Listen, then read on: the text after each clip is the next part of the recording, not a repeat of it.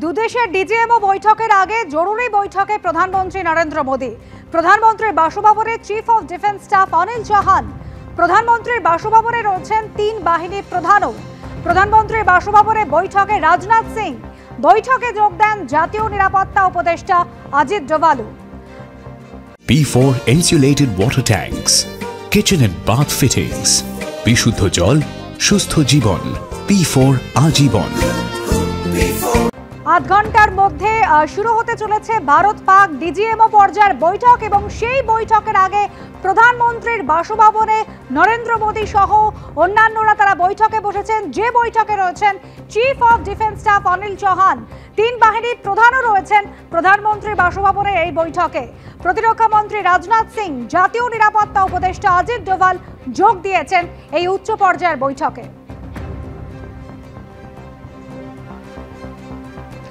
আজ প্রধানমন্ত্রীর বাসভবনে যেরকম বৈঠক চলছে, আর কিছুক্ষণের মধ্যেই এই সংঘর্ষ বিরতি শুরু হওয়ার পর প্রথমবার দুদেশের ডিজিএমও স্তরের বৈঠক রয়েছে।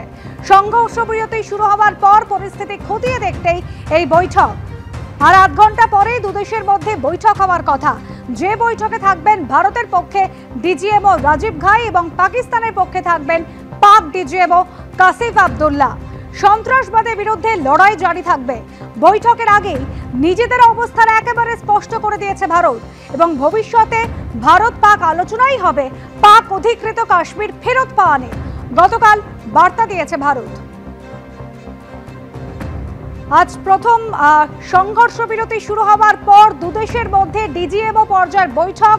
সংঘর্ষ বিরতি শুরু হওয়ার পর পরিস্থিতি খতিয়ে দেখতে একেবারে এই বৈঠক হতে চলেছে দুদেশের মধ্যে।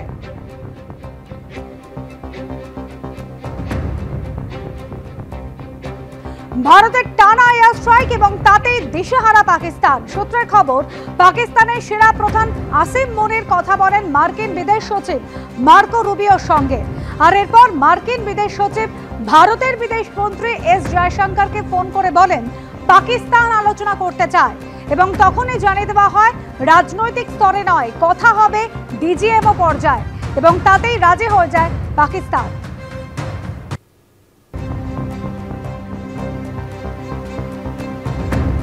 পাকিস্তানের সেনা প্রধান আসিম মুনির তিনি কথা বলেন মার্কিন বিদেশ সচিব মার্কো রুবিওর সঙ্গে এবং এরপর মার্কিন বিদেশ সচিব ভারতের বিদেশ মন্ত্রী এস জয়শঙ্করের সঙ্গে কথা বলেন।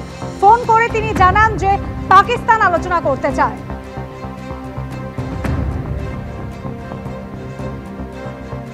My communication with the Pak DGMO was conducted at 15:35 hours yesterday and resulted in cessation of cross-border firing and air intrusions. We also decided to further speak on the 12th of May.